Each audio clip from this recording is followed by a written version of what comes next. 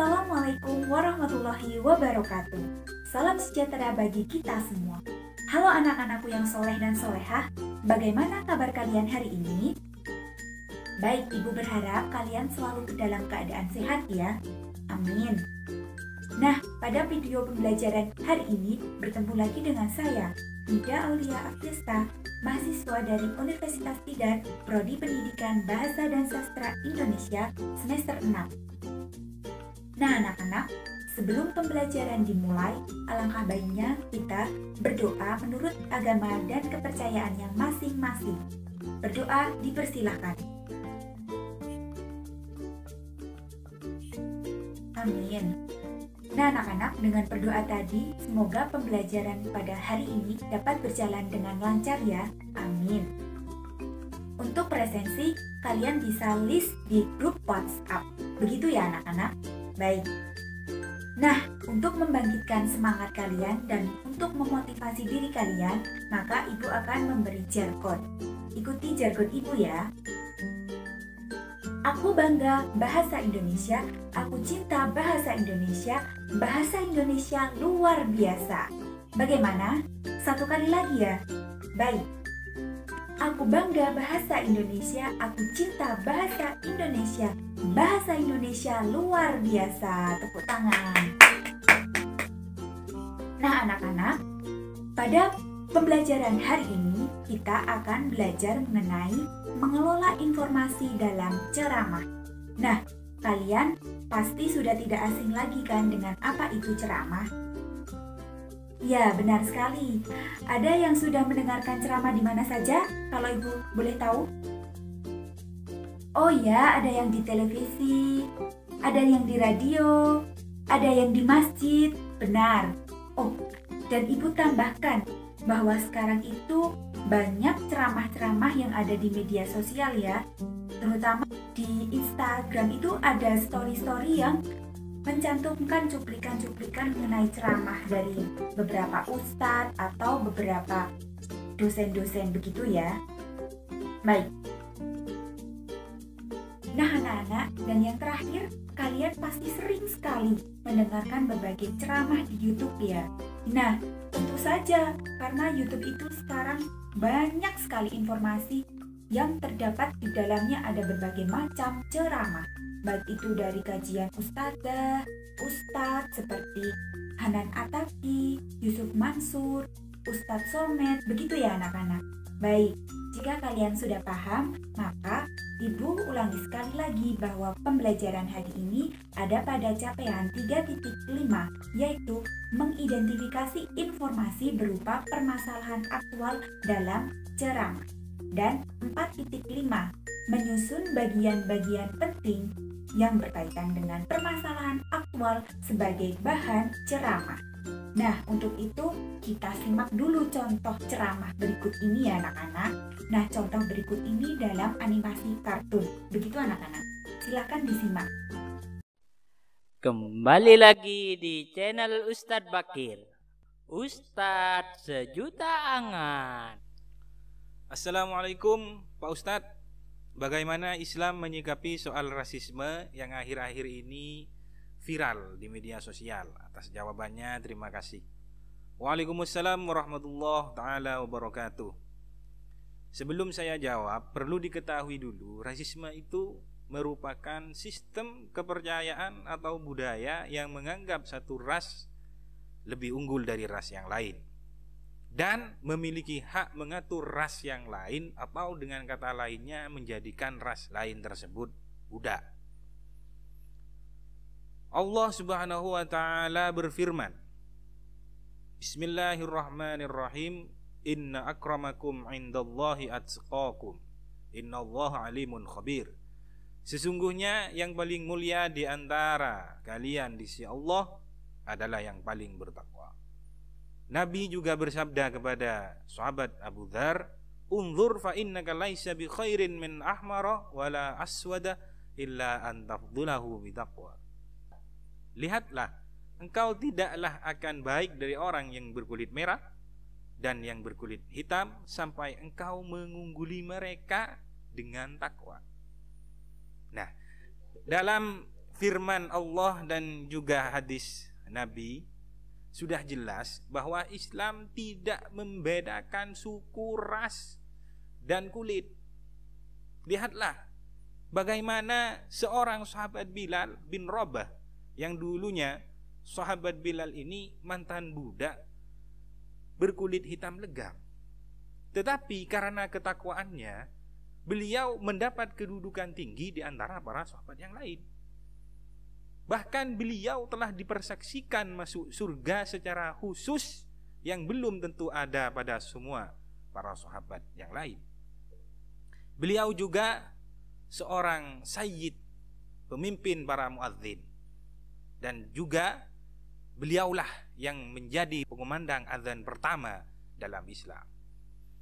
Jadi kesimpulannya, dalam Islam rasisme itu tidak ada. Artinya Islam tidak membedakan suku, ras, ataupun warna kulit.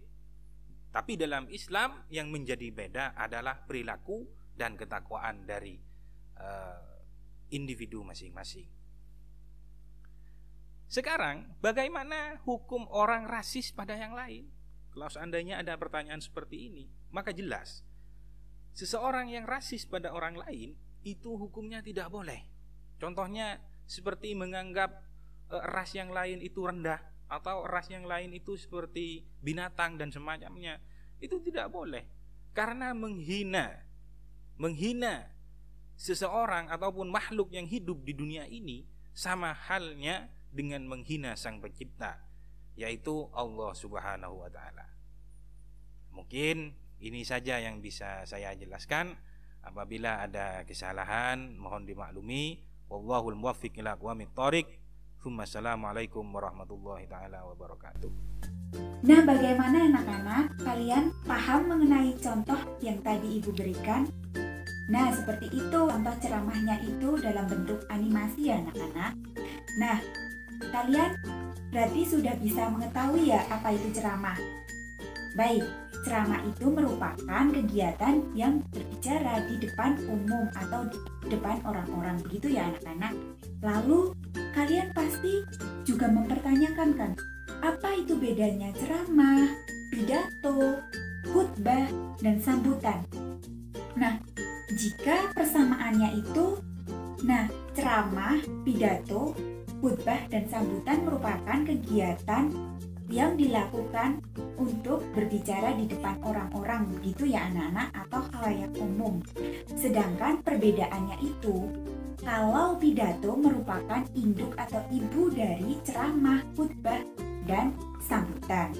Jadi bayangkan saja, jika pidato itu ada di lingkaran besar, ceramah, sambutan, dan khutbah itu merupakan anak-anak atau macam-macam dari pidato. Begitu ya anak-anak? Sudah jelas?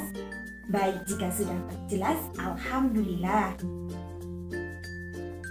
Nah anak-anak, sekarang kita ulas lagi ya pengertian dari ceramah.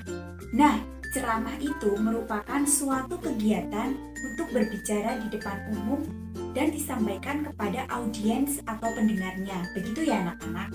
Nah, untuk pembahasan materi selanjutnya, kita akan membahas ciri-ciri mengenai ceramah, jenis-jenis ceramah, dan tujuan ceramah, serta tidak lupa kita juga akan membahas mengenai langkah-langkah untuk menyusun ceramah. Begitu ya anak-anak? Paham? Nah anak-anak, nanti dalam menerangkan mengenai ciri-ciri, jenis, bagian, langkah-langkah, dan tujuan ceramah, Ibu akan menggunakan media. Nah, medianya itu berupa bangun ceramah. Begitu ya anak-anak? Nah, seperti ini anak-anak. Jadi, nanti kita akan membahas mengenai ciri-ciri dari ceramah. Seperti ini. Nanti kita ulas satu persatu ya. Dan untuk jenis-jenis ceramah, seperti ini bentuknya. Dan untuk bagian-bagian dari ceramah, seperti ini anak-anak. Nah, bisa kita buka seperti ini, buka tutup ya. Dan yang terakhir itu mengenai langkah-langkah ceramah. Seperti ini notes bangun ceramah. Begitu ya anak-anak. Nah, untuk yang pertama. Nah, anak-anak, untuk pembahasan yang pertama, kita akan membahas mengenai ciri-ciri ceramah. Nah, Ibu akan menyampaikan menggunakan media bangun ceramah, begitu ya. Nah, ciri-ciri ceramah itu ada 3. Yang pertama itu adanya narasumber sebagai penyampai informasi. Yang kedua, adanya gagasan atau ide. Nah, sebaiknya jika kalian nantinya ditunjuk menjadi seorang penceramah, maka seharusnya kalian bisa menyampaikan informasi yang dibawakan itu dengan baik dan jelas. Dan diusahakan informasi yang dibahas itu mengenai permasalahan yang aktual agar pendengar atau audiens itu tertarik dengan materi yang kita bawakan, begitu ya.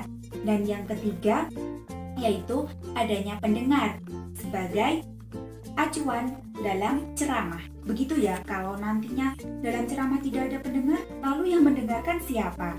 Jadi, ketiga ciri-ciri ini sangat penting ya anak-anak. Kita ulas satu kali lagi. Adanya narasumber, adanya gagasan atau ide, dan yang terakhir adanya pendengar. Nah, selanjutnya kita akan membahas mengenai jenis-jenis dari ceramah. Nah, jenis-jenis dari ceramah yang pertama yaitu informasi berdasarkan fungsi. Nah, informasi berdasarkan fungsi itu adalah kita itu ceramah ditujukan kepada siapa ya, begitu. Fungsinya ceramah kita untuk apa? Apakah informasi tersebut mengenai bidang pendidikan, kesehatan, sosial, kebudayaan, atau agama, begitu ya anak-anak. Untuk format penyajian, yaitu format penyajian itu Nah, untuk yang kedua, informasi berdasarkan format penyajian. Nah, berdasarkan format penyajian itu biasanya pada zaman dahulu ceramah-ceramah itu hanya dilakukan di lapangan atau di masjid, begitu ya anak-anak.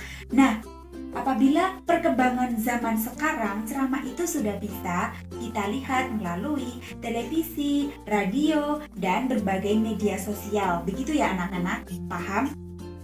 Baik, jika paham, yang ketiga yaitu informasi berdasarkan lokasi peristiwa. Nah, lokasi peristiwa tersebut maksudnya ceramah itu dilaksanakan di mana? Apakah di dalam kota atau di luar kota, begitu ya? Paham? Baik. Nah, yang keempat itu informasi berdasarkan bidang kesehatan. Nah, pada bidang kesehatan ini maksudnya ceramah itu memberikan atau mengulas informasi mengenai kehidupan dalam sehari-hari kita, seperti kesehatan atau mengevaluasi mengenai diri kita, begitu ya anak-anak. Dan yang kelima adalah informasi berdasarkan bidang kepentingan. Nah, pada bidang kepentingan itu maksudnya kita membahas mengenai cara, tips atau trik, begitu. Paham anak-anak? Baik, jika sudah paham, untuk itu kita mengulas sekali lagi bahwa dalam jenis itu terdapat 5 jenis ya. Yang pertama ada fungsi, yang kedua format penyajian, yang ketiga ada lokasi peristiwa, yang keempat bidang kehidupan, dan yang kelima adanya bidang kepentingan. Baik, jika kalian sudah paham pada capaian kompetensi dasar 3.5, maka selanjutnya kita akan melanjutkan pada capaian kompetensi dasar 4.5, yaitu menyusun bagian-bagian penting dalam ceramah yang berkaitan dengan permasalahan aktual. Begitu ya anak-anak. Nah, selanjutnya anak-anak, bagian-bagian penting dalam ceramah itu ada 6. Yang pertama itu ada salam pembuka, begitu ya. Yang kedua adanya pernyataan pendahuluan. Dan yang ketiga adanya paparan isi. Yang keempat ada pernyataan simpulan. Yang kelima adanya pernyataan harapan. Dan yang terakhir adalah penutup. Nah, kita ulas ya, bahwa dalam salam pembuka itu kita mencurahkan. Nah, yang kedua adanya pernyataan pendahuluan. Nah, pernyataan pendahuluan itu mengenai pembahasan berisi ucapan terima kasih dan rasa syukur kepada Allah atau Tuhan Yang Maha Esa. Begitu ya. Nah, yang ketiga adanya paparan isi. Nah, paparan isi merupakan inti pokok dari ceramah ya, begitu anak-anak. Dan yang selanjutnya adanya pernyataan simpulan. Nah, pernyataan simpulan itu merupakan rangkuman dari seluruh ceramah yang sudah disampaikan, dan kalian harus bisa menyampaikan secara pokok atau secara rinci ya. Dan yang selanjutnya adanya pernyataan harapan. Nah, pernyataan harapan ini adalah merupakan harapan dari seorang pembicara untuk bisa dilaksanakan oleh pendengarnya. Begitu ya anak-anak. Nah, yang terakhir adalah penutup. Nah, penutup itu berisi mengenai ucapan terima kasih dan permohonan maaf apabila ada salah kata. Begitu ya anak-anak. Sudah paham? Baik, jika sudah paham, kita akan melanjutkan pada langkah-langkah untuk menyusun ceramah. Begitu ya anak-anak. Nah, yang pertama adanya kita harus bisa untuk menentukan tema. Begitu ya anak-anak. Baik, dalam tema tersebut kalian harus bisa menyesuaikan mengenai permasalahan aktual atau situasi kondisi yang sekarang ini sedang terjadi, agar pendengar itu dapat tertarik ketika kita mencapaikan ceramah. Begitu ya anak-anak. Nah, yang kedua, kita harus bisa mempelajari latar belakang pendengar. Nah, apa sih gunanya dari kita bisa mempelajari latar belakang pendengar? Baik, jika belum tahu, Ibu akan mencapaikan bahwa dari mempelajari latar belakang pendengar itu, kita dapat menyesuaikan antara berapa usianya pendengar, jadi kita tidak melewati atau tidak melebihi batas-batas atau konsep-konsep yang sudah kita tentukan di tema. Begitu ya anak-anak. Nah, yang ketiga adalah kita harus menentukan durasi. Nah, dengan menentukan durasi itu kita akan lebih terkonsep, dan apabila durasinya lebih banyak, maka ceramah yang disampaikan itu dapat lebih jelas ya. Begitu paham? Nah, yang keempat adalah menyusun kerangka. Nah, menyusun kerangka itu yang sudah Ibu sampaikan tadi ya, ada di bagian-bagian dalam menyusun ceramah. Ada salam pembuka, pernyataan pendahuluan, paparan isi, pernyataan simpulan, pernyataan yang memberikan suatu harapan, dan yang terakhir adalah penutup. Begitu ya anak-anak. Dan yang kelima adalah mengembangkan kerangka. Nah, dalam mengembangkan kerangka ini kita harus bisa sekreatif mungkin membawa suasana ketika kita membicarakan ceramah, harus bisa mengajak para audiens dan pendengar itu bisa memperhatikan kita. Jadi kita harus mempunyai trik-trik. Begitu ya anak-anak. Paham? Baik. Bagaimana dari pembelajaran hari ini? Apakah kalian sudah paham anak-anak? Baik, alhamdulillah. Jika kalian sudah paham, maka untuk kesimpulannya, pada video pembelajaran hari ini kita dapat mempelajari mengenai ciri-ciri dari ceramah, jenis-jenis ceramah, bagian-bagian ceramah, dan langkah untuk menyusun ceramah. Dan tidak lupa tujuannya tuh apa sih dari ceramah itu? Ya, tujuannya itu adalah kita bisa saling memberitahu antara satu sama lain, bisa saling menghibur dari ceramah tersebut, dan bisa mengajak atau mempengaruhi. Begitu ya anak-anak? Paham? Baik, jika kalian sudah paham, Ibu minta untuk penugasan di rumah kalian membuat teks ceramah yang bertemakan yaitu mengenai era kenormalan baru. Baik, paham? Dengan tema era kenormalan baru yang disusun mengenai bagian-bagian teks ceramah yang ada 6 langkah itu ya anak-anak, kalian harus bisa menyesuaikan dari salam pembuka hingga penutup. Begitu, apakah masih ada yang kurang jelas? Baik, jika sudah jelas, alhamdulillah untuk pembelajaran hari ini kita sudahi dahulu ya anak-anak. Sampai berjumpa dengan video pembelajaran selanjutnya.